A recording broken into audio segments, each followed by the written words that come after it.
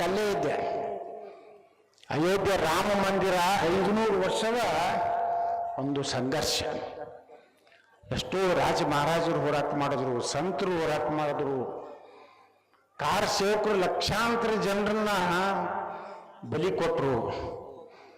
ಮುಲಾಯಂ ಸಿಂಗ್ ಯಾದವ್ ಇದ್ದಾಗ ಗೋಳಿಬಾರ್ ಮಾಡಿ ಸರಿವಿ ನದಿ ಎತ್ತೆ ತುಳಿದು ಹೋಗಿದ್ರಿ. ಎಷ್ಟು ಸತ್ರು ಏನು.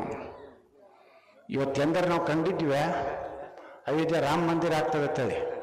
ಕಾಶ್ಮೀರದ 370 ಎಂದರೆ ತೆಗಿಲಕ್ಕ ಸಾಧ್ಯತೆ ಏನಾಯ್ತದೆ? ಮೈಮೂಬಾ ಮುಫ್ತಿ ಉಮರ್ ಅಬ್ದುಲ್ಲಾ ಒಂದೇ 370 ತೆಗೆದ್ರೆ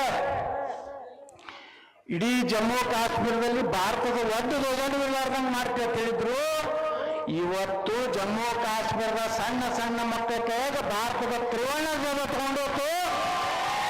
ಭಾರತ್ ಮಾತಾ ಕಿ ಜೈ ಹೇಳ್ತಾ ಇದ್ದಾರೆ ಬಂಧುಗಳೇ. ನೋಡ್ರಿ, ನೋಟ್ ಇದು ಮಾಡಿದ್ರು, ಅಗ್ನಿಪಥ್. ಜನ ಭಾಳ ಈಗ ಬುದ್ಧಿವಂತರದಾರ. ನಾನು ಇವತ್ತು ಮುಂಜಾನೆ ಇದ್ರಾಗ ಒಂದು ಸಣ್ಣ ಹುಡುಗ 12 ವರ್ಷದ ಶಿವಾಜಿ ನಾವು ನಾ ಹೇಳಿದೆ ಹಿಂಗೆ ಆಸ್ತಿ ನಾಳೆ ಇದು ಮಾಡಿ ಯಾರಿಗೆ ಕೊಡ್ತಾರಂದ್ರೆ ಆ ಹುಡುಗ ಮುಂದೆ ನಿಂತಿದ್ದ.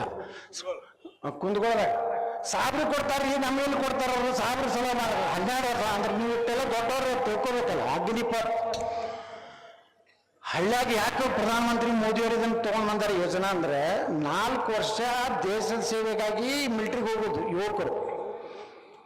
ಅವ್ರಿಗೆ 4 ವರ್ಷದ ನಂತರ ಸರ್ 25 ಲಕ್ಷನೂ ಅವ್ರಿಗೆ ಹಣ ಬರ್ತದೆ. 20 ಲಕ್ಷ ತಿಂಗಳ 50ರಿಂದ 60 ಸಾವಿರ ರೂಪಾಯಿ ಪಗಾರ ಬರ್ತದೆ.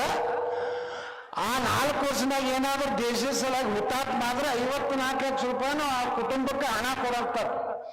ಇದು ಬರೀ ಇಷ್ಟೇ ಅಲ್ಲ, ಅದಕ್ಕಿಂತ ಮುಂದೆ ಐತಿ. ನಮ್ಮ ಹಳ್ಳಿ ಒಳಗೆ ಅವ್ರು 4 ವರ್ಷ ಕೆಲವೊಂದು ಮಂದಿ ಫಿಟ್ ಇದ್ರಂದು ಹಂಗೆ ಕಂಟಿನ್ಯೂ ಆಗ್ತಾರೆ.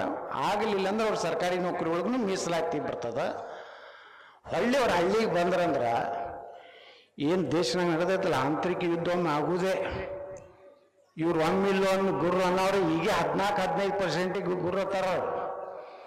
ಇನ್ನು ಹೆಚ್ಚಾದ್ರೆ ಆ ಗುರು ಅನ್ನೋರಿಗೆ ಬರೋಬ್ಬರಿ ಇಡ್ಲಾಕನೇ ಅವತ್ತು ಅಗ್ನಿಪಥ ನಮ್ಮ ನರೇಂದ್ರ ಮೋದಿ ಅಂತಂದಾರ.